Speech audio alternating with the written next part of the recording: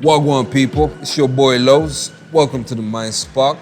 So, to our viewers and listeners out there, I just want to say thank you, give you a shout out for being locked in, seeing what the Mind Spark has to offer, sparking the minds out there, and for you genuinely just growing with us organically. I really appreciate that from me and my team. And so, to appreciate you, I brought someone with me today.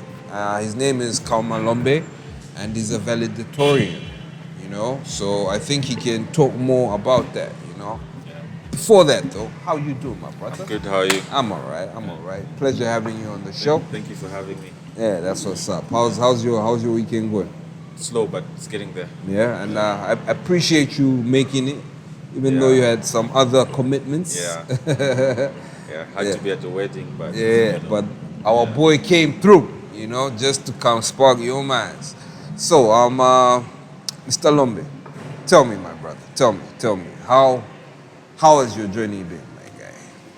After, you achieved the greatness that you have acquired.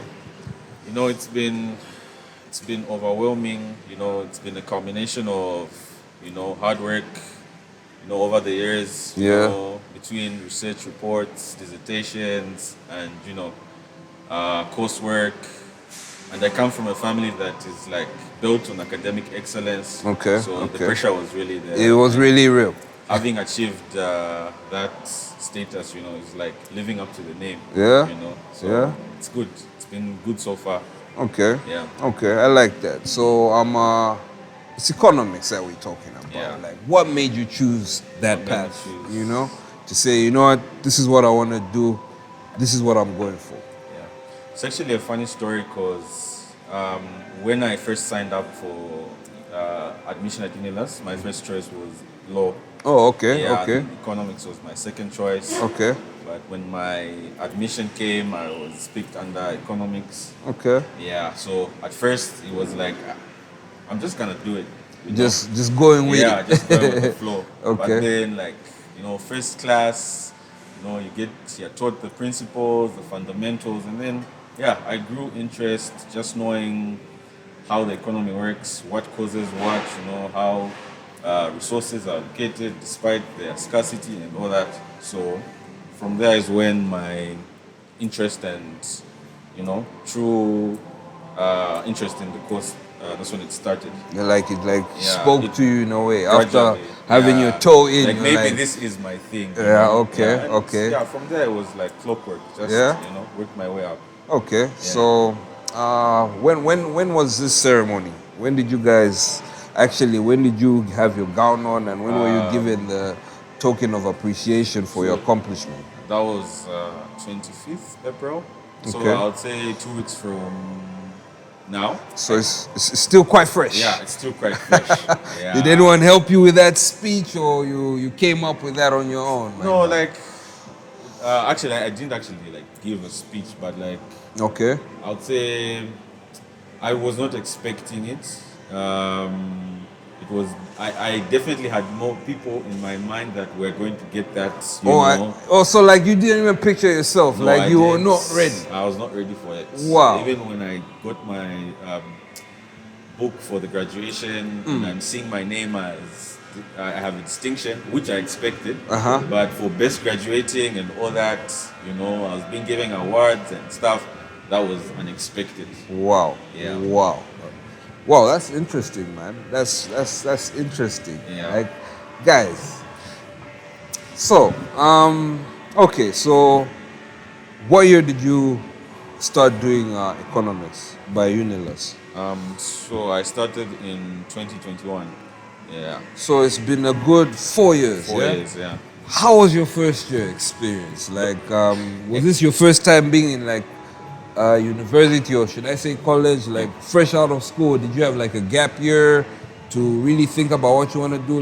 How was it? Talk to me, my brother. So I completed my secondary education in 2018 actually. Oh, okay. Yeah. Okay. So from then it was just work. Yeah, I did apply to a few schools like Unza, Zakas, and Lumbushi. Okay. But then finances weren't really in order at the time. I hear so I had you. to kick back for some Okay. years. Yeah. But like I said earlier in introduction, my first, I actually wanted to do law. Like I was so bent on doing law. Like So even that's when I did apply at most universities, it was under law and whatnot. okay. So I guess God knew what He was God, doing, huh? I guess, yeah. It all panned out. Okay, nice. So I've got a few questions for you, my brother. What are some of the biggest challenges you faced during your journey, like for you doing economics? The biggest challenge I had was, having wanted to do law, mathematics wasn't really like my strong suit. Okay. So in first year, you have, these first year courses, business math, business environment, microeconomics. Business math was quite bad for me. I was performing below average. So I would say that was one of the most difficult hurdles that I had to overcome. Yeah, I had to study, understand these concepts that I wasn't really accustomed to throughout my secondary school education. Okay. And then also another hurdle I would say I had to overcome was lecturers. Sometimes lecturers are bossy, really want to assert dominance where It's not necessary. Yeah, so you yo, I'm a student, bro. right? So you'd have these mini altercations with lecturers and stuff like that, and also just balancing, your social life with, academics. I think most students do grapple with balancing that. Like the chilling, the parties. And, what about the baddies? There's that too. Yeah, How did you swerve that, my guy? Never been a baddest guy, just Focused, brother. focused. About the bag. Yeah. I'm here for business. That's it. Getting my paper and I'm Suckers gone. for business.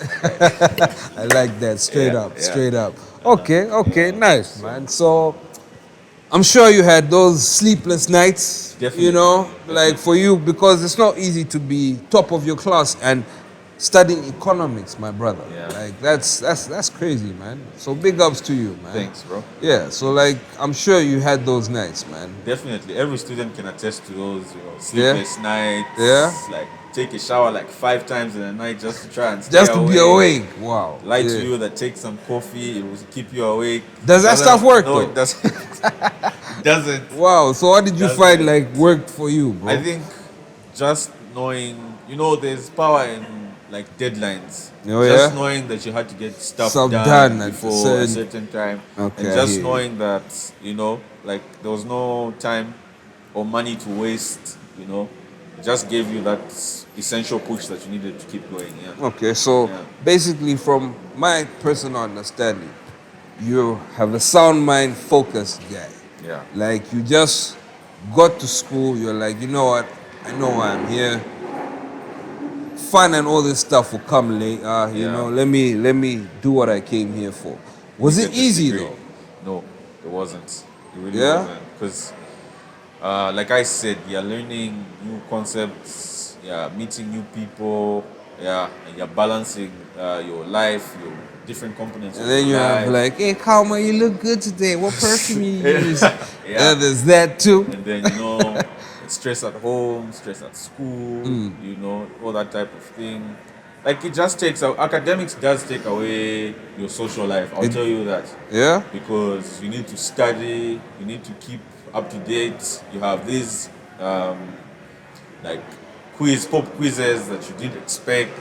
Yeah. So it kept you going to the library once or twice a day. Yeah. Okay. So were those your specific habits, routines, or study technologies that helped you? I wouldn't say I had. Or did you have any Yeah, I wouldn't say I had any specific study habits, or because I feel like every student has a method that works for them. But one generic thing I will tell you about being a student is that just know how to manage time. Yeah? Time management is the Is biggest key, huh? Yeah, because you want to play, you want to have time for yourself, you want to watch a series. You want to watch series rather. You want to go out with friends. You want to socialize. Human beings are social beings. Yeah. True that. So you find yourself being out there when you should be studying or putting in some books. Yeah, So okay. just manage your time. Okay. If you need to set a timetable, you need to do that. If it helps you manage your time, yeah. So, like, here's a question. What used to work best for you, like, when it comes to grasping knowledge? When the lecturer is teaching or when you go out there and do, like, your own research? Um, for me, I don't know. It's probably because that's how Unilus teaches it. So I would say 40% is the lecturer's work, Okay. and then the 60% would be individual. And I find that you understand better that way. Okay. When you read on your own, you understand. Because, like, they are literally looking for the knowledge, so you're So grasping your that. your lecturer will just like open the door for you, give Okay. you the fundamentals, concepts, and what. But it's on you to take it upon yourself to like delve in more, just read up more, and understand those Okay. things. Yeah. Okay, nice stuff. Yeah. How did you stay focused, motivated through your degree, especially during difficult times? Like, what kept you going? I will answer that question in one word: friends. For real, Friends. for real. The friends that you make in university are very important. Like, they decide whether you're going through or you're staying back. Yeah. So, Make the right friends, make friends that will push you to do the right thing. Don't make friends that just want you to be chilling, and I know people just born naturally, they have that talent, they read once and it's there. yeah. But for you, maybe you need to put in some extra work to like clear your courses. Yeah. And you have those friends, like, let's go drink, let's go chill, let's go, And then when it's time to write exams, you're falling behind, they're excelling. Yeah. So, like, you don't know friends. what they're doing in their spare time if you just go with the bandwagon, Yeah. So, like, your friends contributed to the Yeah, success. definitely. You had the type of friends that were like, yo, wait, Let's- yeah. Let's go study, my guy. Yeah. Okay. Shout out to them. Yeah. Do you have anyone in particular? There's multitudes, there's many. Yeah? Okay, my closest friends maybe would be Daniel, Faith, Katema. Yeah, all those. Shout out to Daniel and Faith. Yeah. 'Cause you're the reason my brother is here right now. Yeah. Okay, that's nice, man. That's nice. And what role did mentorship or peer support and faculty play in your success at Unilus? I think I would say peers and mentors were definitely big motivators. Like I said earlier, I come from a family of academics. Like, they really pride on being like educated. Even when you go to family functions, it's like they'll ask you, "Oh, what are you doing now? Are you?" And when if you say no, right now I'm in between, you would even see the look in their face, like, what are you doing in the way of like academics and stuff like that? Because most of them, even businesses, like you tell them, "No, I started doing business." They're like, "Huh? What about your degree? Are you planning on using that?" Yeah. Okay. So definitely my family members and lecturers. You just look up to some of the lecturers, like attained doctor status at such young ages. Well, in the movies, like a doctor would be like gray hair, and, like and then he's you done have- his time. Yeah. Then you have this guy, maybe mid 40s or even 35, as a PhD, and it could just give you Some inspiration, the push. Okay. Yeah. And then what about like on campus? Did you have any like specific lecturer that was like, young man, I see the potential in you.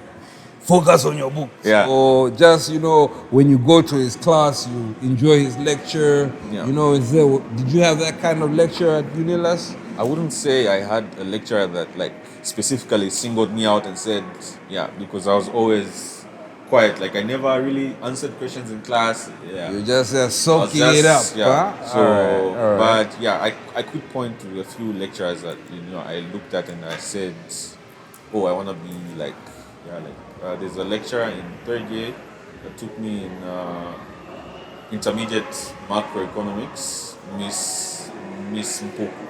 Okay. Yeah. And I had this tendency of every time the semester was starting, I would, like, when we were introduced to our lecturers, I would quickly go on LinkedIn and like just look up their, Like a resume, low key. yeah. And then she had quite, Okay. masters and what? also shows she Yeah. deserved to be there, to Yeah. be passing on the knowledge to you. Definitely. Yeah. All right, nice. Okay. And how did you plan to apply your economics degree moving forward? And what's your next, like, My next move. career-wise, Yeah. you know? If I'm going to say how I plan to use it, I would say when I was in third year, like I said, I had a course money banking and finance, and also development economics. Yeah. Okay. They even sort of influenced the direction that my final dissertation took. Okay. Yeah. So my interest lies there in macroeconomics, policy making, money. Yeah. So if I'm going to use my degree, I think it will be in that line. Currently, I'm interning for a prominent think tank. I will not say their name, but yeah, I'm Okay. interning for a prominent think tank. Okay. Yeah, and they sort of influence policy through research because I'm Okay. a research intern there. Okay. Yeah, so I think in that line, Okay. yeah, influencing policy, for the good of all and whatnot. I like that. I Yeah. like that. So, like, while we're on this topic, let's talk about money. Here's the sad truth. Back in the day, or I don't know if people still say that, they say you do not need money to be happy. Like, money isn't everything. Do you agree with it? No, 100% no. You need. Why is that? I don't agree entirely with it because. But you've heard that phrase, money Yes, can't buy you happiness. I've heard it so many times. Yeah. And guess who's saying that? A person with money. With money, You know what I mean? And it's true in the sense that when a person with money tells you, oh, that's just my view of things. When a person with money tells you money can't buy happiness, he's probably looking at it from a social aspect. There's this thing you learn in, I think most business courses have it, Maslow's hierarchy of needs. Oh yes, Yeah. oh yes. As you grow up, Even those me stages- as the lows on the mind spark. I know that. yeah. Yeah. So as you grow up those stages, there's one stage where you need, as you build wealth and you become more secure, you need families, social attachment, just friends and family and what. At that stage, if you're at that stage and you have money but you don't have A someone network, who you can share it with or make somebody happy, okay, it's cool. You can go to a club and find they're gonna be happy and it will be cool for a night, but what about in the long term when you're down and you need someone to talk to, I think they look at it in that sense. Like, you can't buy that type of happiness. You can't pay someone to pretend to be your guy. Energy. It has like to I said, come. you can feel it. It has to be there. you know? So money can't buy happiness in that sense. But if you look at it from your well-being or how to get by in life, you do need money. Yeah, I would rather cry in a G-Wagon than strapping or something. You know what I'm somewhere saying? under a bridge or something like that. Yeah. True So that. money- And money also it helps you be comfortable in the way our society and everything is set up. Yeah. You need money to be able to find a place to stay. You need money to eat. You need money for a lot of things. Yeah. However, so there's a difference between being rich, being wealthy, and all of that, Yeah. right? There's levels to having money. Yeah. So money can change someone's character, if I'm not mistaken. Yeah. I think those are some of the things that people are afraid of when it comes to money. There's a lot of people that'll be like, I don't want to be rich. I just want to be comfortable. Yeah. But I think it all comes down to your character. Yeah. Because let's say you have a lot of money and you don't do any charity. You need to think in those lines. You know what I mean? Huh? Yeah. I don't know if that also applies to you to say, when you reach a certain level, you should be able to Give back. you know what I mean? Huh? In a way, just more blessings. It feels good. Yeah. But anyway, let me not drive from. I've got a lot of questions I'd like to discuss with you when it comes to money. Yeah. So, like you said, friends, right? When I watch different people who have money and whatnot, they say when you reach a certain level, it's either you cut ties or you become really close Yeah. with the people that were there with you when you didn't have money. Yeah. But I want to focus on the cutting ties. Yeah. Like, what's up with that? Why do people who have money say it's lonely at the top? Do you have? Would you give me your 2 cents on that? I sort of have an idea of what that would be like, because as you grow, as you make more money, your lifestyle changes. Your time becomes more valuable. You can't. If I had a friend in first year who liked to party, liked to drink, liked to watch, but then we finish, and then I'm building my business, but every Saturday he's calling me, "Oh no, where you at?" Yeah, but I'm focused on, I'm focused on achieving this dream, this goal, and he's not aligning with that It's a path. liability Yeah, to sort some of- extent. Exactly. Okay. So I think that's where the cutting off comes from, because certain people will not always align with your goals. Your goals, your vision. Yeah. For some, you might not necessarily completely cut off, just maybe keep them in a certain portion of your life. Like, you will need them when you need to do this. Yeah. But then there are some who, like, they just don't add any value to your life. They don't, whether intellectually, financially, emotionally. It's just It's the just home. they only That's call you when it. it's time for some. or they need some help, or so those are they're not really helping you grow as a person. And then you get to this stage where you need to grow. You can't be in the old things that you used to do. So you cut off some people just to, like, some weight, so that the climb up is little bit lighter. Okay. Yeah. And when it comes to financial literacy, are they teaching this stuff in Definitely. Unilus? Are they telling these young cats, like, yo, listen, you need to understand money to make money work for you, and not the other way? Do they do that? They actually do, and it's and I'm not saying this because I'm an alumni of the school, but Unilus is a private school, and believe it or not, their primary focus, just like any other businesses, be profit making. Profit. Exactly. Yeah. So there's that emphasis on their students as well. There's that emphasis on their students to be independent. The job market is saturated right now. Okay. So they don't want students who are graduating to work for other people. They want students who are graduating to use their degrees, what they learned, to actualize it in society. And then I'll give you an example, like the vice chancellor, Okay. Pinalo Chifanakeni, Dr. Pinalo Chifanakeni. Okay. He started out as a lecturer. He was a lecturer at CBU. Oh, okay. And he broke off, left, and started his dreams. Some people even say he went to very serious ends to, like, get that Achieve done. what- Yeah. But, like, look at Unilus now. Like, it's one of the best schools. People are it's competing with prominent, Unza. yeah. What Yeah. So I hear a lot of foreigners even come to Unilus. a lot, actually. Yeah? Botswana, Zimbabwe. So that means we're doing something right there, Unilus. you Yeah. know. Okay. Yeah, and then it also speaks to the school's fees. They're quite affordable. Okay. Yeah, affordable, and also they're flexible with payments and whatnot. Okay. So you can do installments. Yeah, Oh, like okay. your first installment is like 50%, and they'll only ask for the rest at the end of the semester before Oh, you okay. write your exam. Yeah, Oh, okay, so which is fair. it's very fair. Actually. Okay. So, Okay, nice. Shout out to Unilus. Shout out to Unilus, yeah. guys. Find your way to Unilus. Unilus. Alright, nice. Alright, nice. Alright. What advice would you give the current university students who want to excel both academically and personally?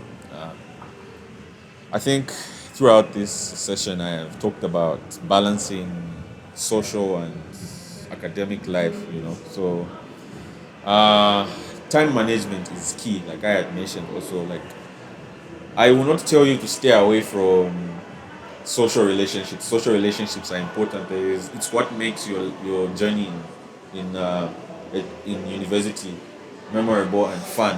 True that. But education should be paramount for you at that time. Prioritize school just as much as you prioritize socializing personally in your life. Yeah.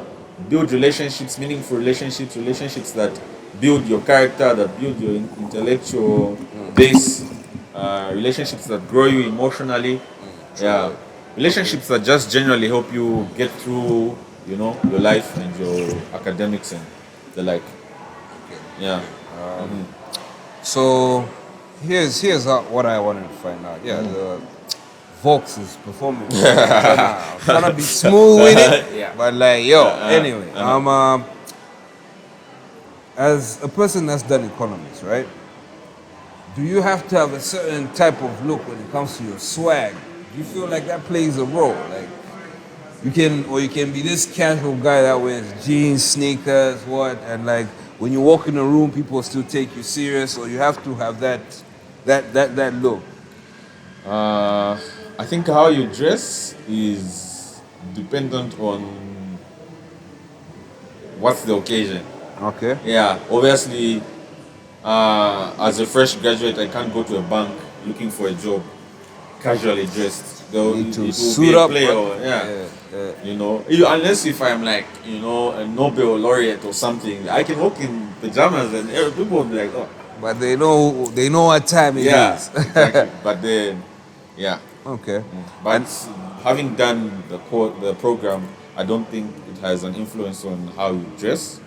What really influences how you dress is maybe your character or where you're going. Basically, the occasion.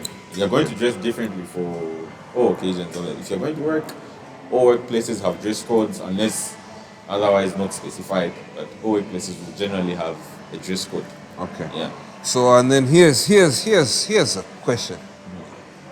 If you're in a position to actually have like direct influence on Zambia's economy right now, what kind of measures or precautions or advice what would you do to try and make things better? Because my guy, right now, things are crazy. Things are crazy. Things are crazy, and the economy is it's not a plug and play type of thing. I might give advice on what to do or what not to do, but then the effects take time to be felt. Like it's like how people are like, no, HH is not doing his job, what. But he's putting all these things in place, like, and obviously we're not going to feel them right now because like the economy is a mesh. It's an interconnection of different components, indicators, factors. Yeah, and all these things need to come into play for the economy to work well. That said, if I change something about maybe inflation, or I change something about my exchange rate, everything's gonna be affected. If exchange rate changes, inflation changes, all these things will have to change. Okay. So, one thing I would say maybe to sort of what I've noticed is maybe Zambia's transport system is sort of not there in a manner of speaking. In like what sense? So I'll give you an example of China, Sweden, South Africa. Commuting is not so expensive. Okay. They have underground trains. They have yes. buses that take routes like hourly, and you don't necessarily use cash to even pay. They have a card which Systems in place. Yeah. You can have your card and that makes transport affordable. True. Why is it affordable? Because the government has taken massive steps to subsidize commuting, because anyone can attest that commuting is one of the biggest expenses we face in our daily lives. The price of fuel, getting on a bus, it's expensive. Yeah, and you need to make 2-3 bus stops if you're going very far. You live far. Yeah. So and that sort of plays on the disposable income that people have at the end of the day, because you need to move. If you are making a 5,000, you stay in Makeni, and you stay in Makeni because maybe that's where housing is affordable. And true that. And then you have to commute to work, which is in maybe Charleston or. So that means town. Yeah. Charleston, Your transportation alone is taking up a large chunk of what you make. Let's say about 40%. Exactly. So then man still gotta live. If we have government stepping in to sort of make commuting easier besides just regulating the price, if we have government stepping in to regulate commuting for people, I think that would definitely help with disposable income, more money for people to spend, make investments, Yeah. So Okay. it would definitely help with. Of course, there are other factors. This is just one of them. I don't know to what degree it would help the economy, but I know it would definitely help. Okay. Yeah. All And right. besides, like, I think the government is reluctant to enter the transportation system. In most countries, government has a hand in Like, transportation. Yeah. because Like, they know this is yeah. brings in a lot of revenue, you know. And then also, it's easy to exploit people when government doesn't have, like, when was the last time you got on a bus anywhere? Like, long distance? Mm, not too long ago, but like I have like maybe yeah, like when going to South Africa, I have used the Exactly. bus. You see, Yeah, how much is the, I'll give you an example because I know the price of a bus going to Livingston. The last time I was on a bus going to Livingston, it cost me 410, something like that. for real. Yeah. Okay. When I would commute from Livingston to Lusaka frequently, and I would pay less than 200 kwacha back in the day, you know. Now it's Yeah, but we don't have government in that aspect of transportation. just to Yeah, say but if you, and because of that, because most of them is private, ain't it? yeah, and like I said, the actual goal of a private business is to make money, to make profit. Exactly. So it's Exactly. easy to exploit People with your yeah. prices and But whatnot. then, if you have government in this industry, or you Like where have, there's a yeah, bus that you know in your bomb, exactly. They've significantly subsidized the transport. If they significantly subsidize the transportation to a point where commuters are just paying a small, significant amount, yeah, that would definitely help because they can move, get to where they're doing to do business. Because most of the people that get on buses to and from Lusaka are actually business people. True, Yeah, true that, true yeah. that, true So that. if you can cheapen the cost for them to commute between, yeah, That will make other businesses also okay. I get bro, your point. yeah. Nice. So I the get your government point. does definitely needs to enter that. So I hope Waboma's listening. Yeah, Coming from our young man right here. yeah. Okay, so and besides like that aspect of life, what's Mr. Kaoma's normal day like? Or let's say your free time. Free time. How'd you chill, my guy? How'd you lounge? Like when you have no commitments, what are you up to? Uh, well, I don't drink, by the way, so that's Nice, definitely nice. like out of the picture. Okay. So I'll probably be at home, have breakfast, watch series or something. I actually spend a lot of time with my girlfriend, so I'll probably be at my girlfriend's house, What's go her out, name? No, I'm joking. I'm yeah, joking. Yeah, but all go right. out, grab a bite, and then yeah, back home. Okay. Yeah, Okay. Okay. that's typically my. Nice. Besides that, I'm looking at concept notes, doing some research work for people, and yeah. Okay. All right. Nice. So, Mr. Kauma, you have given me game in a way. Yeah. It's been lovely having you on the Mind Spark. Yeah, it's been. I hope to see you doing big things out Yeah, there. I hope so too. You know what I mean, huh? Yeah. My pleasure, man. My pleasure. Pleasure's all mine. And today, my viewers will having Mr. Kauma from a very nice place by the name of Sippy's Lounge. As you can see, the setup has changed. It's giving. Yeah. I was about to offer Mr. Kauma a drink, but like he said, he doesn't drink, so we'll keep it light. We'll stick to Yeah. Vox water. Yeah. Yeah. Yeah, and I hope you'll be able to make it for the wedding, man. Yeah. I hope so too. It was nice. Yeah, It was nice. The what I Mind mean. Spark. See you next time. Stay locked. Peace.